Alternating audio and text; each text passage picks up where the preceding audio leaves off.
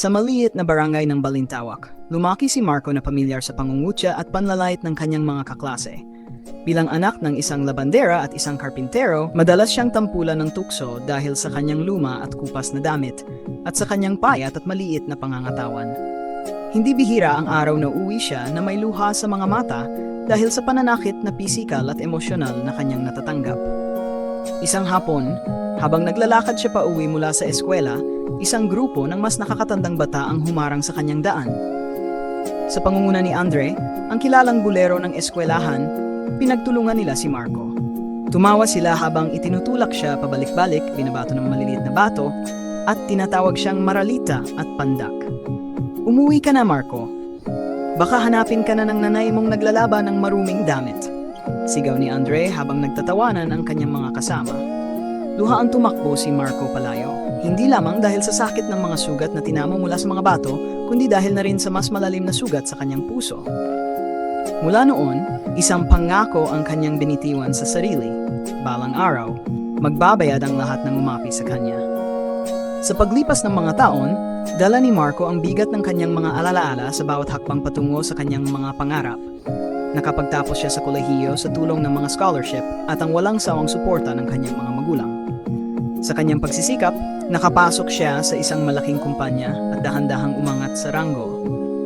Habang tumatagal, unti-unting nabago ang kanyang pisikal na anyo at pananaw sa buhay. Naging matagumpay si Marco sa larangan ng negosyo at sa wakas, nakamit niya ang yaman na hindi niya inakalang posible. Ngunit sa kabila ng kanyang tagumpay, isang bahagi ng kanyang puso ang nanatiling hindi mapanatag. Naisip ni Marco na panahon na para harapin ang kanyang nakaraan. Bumalik siya sa Balintawak, hindi bilang isang mahinang bata, kundi bilang isang makapangyarihang lalaki na handang ipakita sa lahat na nagbago na ang dati nilang inaapi. Isang umaga, naglakad si Marco sa parehong kalsada kung saan siya madalas na binubuli. Napansin siya ng mga tao at bulong-bulungan ang nagsimula tungkol sa kanyang pagbalik. Dinalaw niya ang kanyang lumang eskwelahan at doon niya muling nakita si Andre na ngayon ay isa ng simpleng manggagawa sa konstruksyon, malayo sa karangyang tinatamasa ni Marco. Hindi agad nakilala ni Andre si Marco, ngunit nang matanto niya kung sino ito, bakas sa kanyang mukha ang pagkabigla at takot. Marco, ikaw ba yan? Hindi kita nakilala, pasensya na, sabi ni Andre. Ang dating kumpiyansa sa kanyang tinig ay napalitan ng pag-alinlangan. Tumingin lang si Marco at numiti. Oh, ako nga. Marami na ang nagbago, Andre. Matapos makuha ang titulo ng lupa kung saan nakatayo ang kanyang dating eskwelahan, agad nagplano si Marco para sa isang modernong pasilidad na magbibigay ng dekalidad na edukasyon sa mga bata ng Balintawak, lalo na sa mga tulad niyang dumanas ng kahirapan. Sa puso niya, alam niyang ito ang pinakamainam na paraan upang gumanti, hindi sa pamamagitan ng pagdulot ng sakit, kundi sa pag-alay ng pagkakataon. Ang bagong tayong eskwelahan ay kumpleto sa mga kagamitan para sa siyensya, matematika, sining at teknolohiya. Itinayo ito hindi lamang bilang lugar ng pag-aaral, kundi bilang santuwaryo para sa mga batang naghahanap ng kanlungan mula sa pang-aapi. Sa araw ng pagbubukas, personal na inanyayahan ni Marco si Andre. Sa harap ng komunidad, inihayag ni Marco na si Andre ang magiging isa sa mga tagapamahala ng eskwelahan. Kitang-kita ang pagkabigla sa mukha ni Andre, ngunit higit pa rito ang kanyang nararamdamang takot at pagkakautang ng loob. Pinili kita, Andre, hindi dahil sa iyong nakaraan, kundi sa potensyal mong makapagbago at makapagbigay ng mabuting impluensya sa susunod na henerasyon, pahayag ni Marco sa harap ng lahat. Simula noon, sumailalim si Andre sa serye ng mga pagsasanay sa personal na pag-unlad at etika ng trabaho. Natutunan niya kung paano maging mahusay na guro at tagapayo at higit sa lahat, natutunan niya ang tunay na halaga ng pagiging mabuting tao. Sa paglipas ng mga taon, nakita ni Marco ang malaking pagbabago hindi lamang sa estruktura ng eskwelahan, kundi pati na rin sa ugali ni Andre. Naging kilala si Andre sa kanyang dedikasyon at masigasig na suporta sa mga estudyante, lalo na sa mga batang nahihirapan sa kanilang aralin o may problema sa kanilang pamilya. Isang hapon, habang magkasama silang nagmamasid sa mga batang naglalaro sa bagong tayong playground, lumapit si Andre kay Marco at nagsimulang magpahayag ng kanyang pasasalamat at pagsisisi. Marco, hindi ko alam kung paano ko magsisimula, pero gusto kong humingi ng tawad sa lahat ng sakit na idinulot ko sa iyo noon. Alam kong hindi sapat ang pasasalamat paghingi ng tawad para mabura ang mga sugat ng nakaraan, pero sana'y matanggap mo ito, ni Andre, ang kanyang mga matay puno ng luha.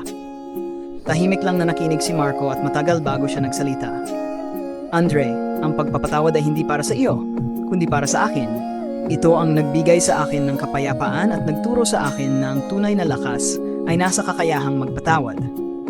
Yumakap si Andre kay Marco at sa pagkakataong ito, walang panlala ito pambubuli, kundi dalawang lalaking nagkakasundo at nagkakaunawaan sa ilalim ng araw na unti-unting lumulubog sa kanilang maliit na bayan. Mula noon, naging simbolo ng pagbabago at pag-asa ang kanilang pagkakaibigan. Patuloy na nagsilbing inspirasyon ang kanilang kwento sa maraming tao sa komunidad. Pinatunayan na ang tunay na tagumpay ay nasa pagbabago ng buhay, hindi lamang ng sarili, kundi pati na rin ng iba. Ang tunay na tagumpay at kapangyarihan ay hindi nasusukat sa yaman o impluensya, kundi sa kakayahan ng isang tao na magpatawad at magbigay ng positibong kontribusyon sa kanyang komunidad. Sa kwento ni Marco, ipinakita niya na ang pinakamabisang paraan ng paghihiganti ay hindi sa pamamagitan ng pagbabalik ng sakit o paghihirap sa mga umapi sa kanya, kundi sa paggawa ng kabutihan na magpapabuti hindi lamang sa kanyang sarili kundi pati na rin sa iba.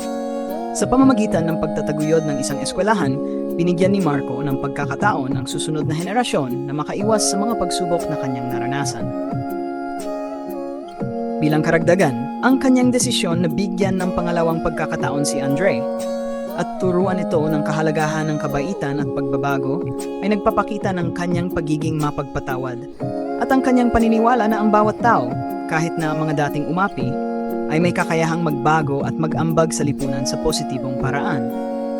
Sa huli, ang pagpatawad ni Marco ay hindi lamang nagdulot ng kapayapaan sa kanyang sariling puso, kundi nagbigay din ng inspirasyon at pag-asa sa kanyang komunidad.